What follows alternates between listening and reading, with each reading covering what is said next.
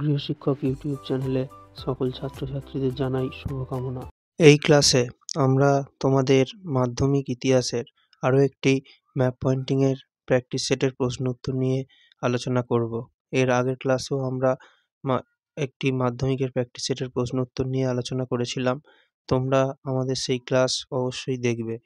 আর এছাড়াও আমরা আমাদের চ্যানেলে মাধ্যমিকের 13টা শর্ট প্রশ্নের প্র্যাকটিস সেট নিয়ে আলোচনা করেছি, সেগুলো তোমরা অবশ্যই তৈরি করবে। আর এর সাথে সাথে আমরা মাধ্যমিকের প্রত্যেকটা অধ্যায় থেকে বেশ কিছু গুরুত্বপূর্ণ 1 নম্বর, 2 নম্বর, 4 নম্বর ও 8 নম্বরের প্রশ্ন উত্তরগুলো আলোচনা করেছি। সেই ক্লাসগুলো তোমরা দেখবে এবং সেই প্রশ্নের উত্তরগুলোকে ভালোভাবে তোমরা তৈরি করবে, ঠিক আছে? তাহলে অবশ্যই তোমরা ইতিহাসে ভালো নম্বর পাবে। আর আমাদের চ্যানেলটা এখনও সাবস্ক্রাইব যারা করোনি তারা সাবস্ক্রাইব করে বেল আইকনটা প্রেস করে রাখবে, তাহলে আমাদের চ্যানেলের নতুন ক্লাসগুলো তোমরা অবশ্যই দেখতে পাবে। তাহলে আজ আমাদের ম্যাপ পয়েন্টিংয়ের প্রথম প্রশ্ন যেটা আছে সেটা হচ্ছে যে চুয়ার বিদ্রোহের একটা এলাকা, এটাই জানতে চেয়েছে। তাহলে চুয়ার বিদ্রোহের এলাকা যদি বলে তাহলে কিন্তু এটা আমাদের এই মেদিনীপুর এই জায়গাটা দেখিয়ে দিতে হবে, ঠিক আছে? এবং এখানে তোমরা অবশ্যই লিখে দেবে চুয়ার বিদ্রোহের এলাকা মেদিনীপুর। আর এরপরে কিন্তু আর এই মেদিনীপুর এটা আমাদের পশ্চিমবঙ্গের একটা জেলা মেদিনীপুর, ঠিক আছে? এরপরে যেটা আছে সেটা কি, সেটা হচ্ছে যে দেশীয় রাজ্য জুনাগড়, এটা কোথায় হবে? এটা আমাদের ভারতের একদম পশ্চিম দিকে যে রাজ্যটা আছে গুজরাট, সেই গুজরাট রাজ্যের একটা জায়গা হয়ে যাবে আমাদের জুনাগড়। এটা কিন্তু সবচেয়ে বড় দেশীয় রাজ্যও ছিল, এটা একটা শর্ট প্রশ্ন হয়ে যাবে, ঠিক আছে? তাহলে সবচেয়ে বড় দেশীয় রাজ্যও যদি দেয় তোমরা জুনাগড় করবে, সঠিকভাবে পয়েন্টিং করবে, তাহলে ওই নম্বরটা তোমরা পাবে, ঠিক আছে? এরপরে যেটা আছে সেটা কি, সেটা হচ্ছে যে মহাবিদ্রোহের প্রধান কেন্দ্র এটা কোথায় হবে? এটা হবে ব্যারাকপুর। ব্যারাকপুর মানে আমরা জানি এটাও আমাদের পশ্চিমবঙ্গের মধ্যে উত্তর 24 পরগনা জেলার একটা জায়গা, ঠিক এই যেরকম জায়গাটাই হবে। তোমরা এটা করবে, মহাবিদ্রোহের কেন্দ্র ব্যারাকপুর, প্রধান কেন্দ্র কিন্তু এটা, ঠিক আছে? আচ্ছা, আর এরপরে যেটা আছে সেটা কি, সেটা হচ্ছে যে 2.4 দেশীয় রাজ্য অন্ধ্রপ্রদেশ, ঠিক আছে?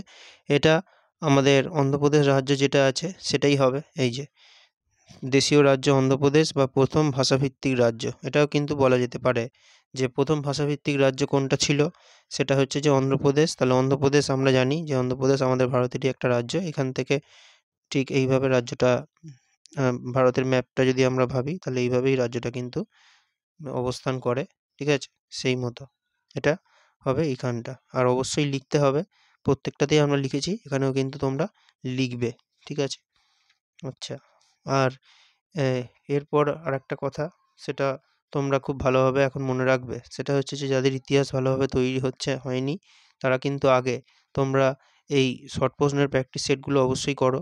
আর এর সাথে সাথে আমরা আগেও যে শর্ট প্রশ্ন করিয়েছি প্রত্যেকটা অধ্যায় থেকে, আমরা এক একটা অধ্যায় যখন পড়িয়েছিলাম তখনও কিন্তু আমরা শর্ট প্রশ্ন করিয়েছিলাম, সেইগুলোও তোমরা অবশ্যই করবে। কেননা শর্ট প্রশ্ন যদি তোমরা করে আসতে পারো তাহলেও কিন্তু তোমরা পাস করার মতো নম্বর কিন্তু পেয়ে যাবে, ঠিক আছে? আর তারপরে যদি সময় তোমরা পাও তাহলে কিন্তু অবশ্যই একটু বেশি সময় এখন তোমাদেরকে বার করতে হবে নিজেদের জন্য, ঠিক আছে? তাহলে 2 নম্বরের প্রশ্নগুলো ওর সাথে অবশ্যই পড়ে যাবে। 2 নম্বরের প্রশ্ন তোমরা অবশ্যই কমন পাবে, ঠিক আছে? তাহলে তোমরা একটু ভালো 2 নম্বর আর 1 নম্বর যদি তোমরা লিখে আসতে পারো তাহলেও কিন্তু তোমরা পরীক্ষায় 58 নম্বরের উত্তর তোমরা কিন্তু লিখে আসতে পারবে, ঠিক আছে? তাহলে অবশ্যই তোমরা ভালো নম্বর পেয়ে যাবে।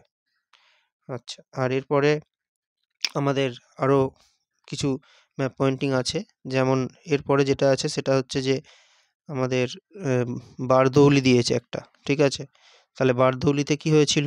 বারদৌলিতে সত্যাগ্রহ হয়েছিল, এটা আমরা জানি। তাহলে বল্লভভাই প্যাটেল এটার নেতৃত্ব দিয়েছিলেন। এটা কোথায় হয়েছিল? এই জায়গাটা, এটাও কিন্তু আমাদের গুজরাটের মধ্যেই থাকবে। গুজরাট রাজ্যেরই একটা জায়গা, এটা হচ্ছে যে বারদৌলি, এই জায়গাটায় আমরা লিখে দিয়েছি, ঠিক আছে? আর এরপরে যেটা আছে সেটা কি? সেটা হচ্ছে যে উত্তর ভারতের একটি মহাবিদ্রোহের কেন্দ্র, এরকম প্রশ্নটা থাকে। তাহলে উত্তর ভারতের মহাবিদ্রোহের কেন্দ্র বললে আমাদের যেটা একদম মনে রাখতেই হবে সেটা হয়ে যাবে দিল্লি। এটা আমাদের একটা শর্ট কোশ্চেনও হয়ে যাচ্ছে, ঠিক আছে? উত্তর ভারতের একটি মহাবিদ্রোহের কেন্দ্রের নাম লেখো যদি দেয় তাহলে আমরা কিন্তু উত্তরটা লিখে দেবো দিল্লি। তাহলে ম্যাপ পয়েন্টিংও হচ্ছে, সেই সাথে সাথে কিন্তু আমাদের শর্ট প্রশ্ন হয়ে যাচ্ছে এই জায়গাটা, ঠিক আছে?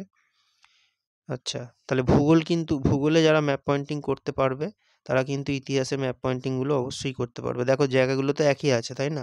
2-1টা জায়গা এদিক ওদিক থাকে, বেশিরভাগ জায়গা কিন্তু একই রকমই থাকে, ঠিক আছে? আর এরপরে যেটা আছে সেটা কি? সেটা হচ্ছে যে আমাদের 2.2.6 হলো, এবার 2.2.7 হবে। উম, হ্যাঁ, এই যে তাহলে এটা কি আছে? এটা হচ্ছে যে আহ, গোয়া পর্তুগিজ ঘাঁটি, এটাই চেয়েছে। ঠিক আছে, তাহলে গোয়া কোথায়? গোয়া আমাদের ভারতের একটা রাজ্য। এটা আমাদের এই মহারাষ্ট্র যেখানে শেষ হয় আর আমাদের কর্ণাটক যেখানে শুরু হয়, দুটোর মাঝখানে একটা ছোট্ট রাজ্য আমাদের গোয়া, ভারতের সব থেকে ছোট রাজ্য। এটা গোয়া পর্তুগিজ ঘাঁটি, এখানে হবে আমাদের গোয়া পর্তুগিজ ঘাঁটি। ঠিক আছে, আর এরপরে যেটা আছে সেটা কি? সেটা হচ্ছে আমাদের 2.2.87 হলো এবার। এইট 2.2.8 আছে বোম্বাই। এটা নৌ বিদ্রোহের একটা কেন্দ্র। তাহলে নৌ বিদ্রোহ যেখানে হয়েছিল এটা হচ্ছে বোম্বাই, নৌ বিদ্রোহের কেন্দ্র। ঠিক আছে, বোম্বাই মানে মুম্বাই এখনকার দিনে যেটা নাম, আগে ছিল বোম্বাই, এটাই হবে। ঠিক আছে, এটা আমরা তো সবাই জানি। এখানে একটা আমাদের বন্দর আছে এই জায়গাটায়। ঠিক আছে, এটা করবে।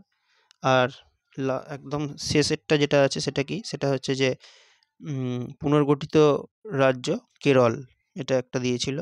তাহলে কেরল একদম আমাদের ভারতের দক্ষিণ দিকের একটা রাজ্য। ঠিক আছে, ঠিক এই জায়গাটাই হবে আমাদের পুনর্গঠিত রাজ্য কেরল। এটা আমাদের কর্ণাটকের নিচে আর তামিলনাড়ুর পশ্চিম দিকের একটা রাজ্য। এই জায়গাটায় আমাদের কেরল রাজ্যটা আছে, এটাই হয়ে যাবে উত্তর। ঠিক আছে, তাহলে এইগুলো তোমরা কিন্তু খুব ভালোভাবে বাড়িতে প্র্যাকটিস করবে। ঠিক আছে, আমরা তোমাদের এরপরের ক্লাসে এরকমই আরও কিছু প্র্যাকটিস সেটের প্রশ্ন উত্তর নিয়ে আলোচনা করব। ঠিক আছে।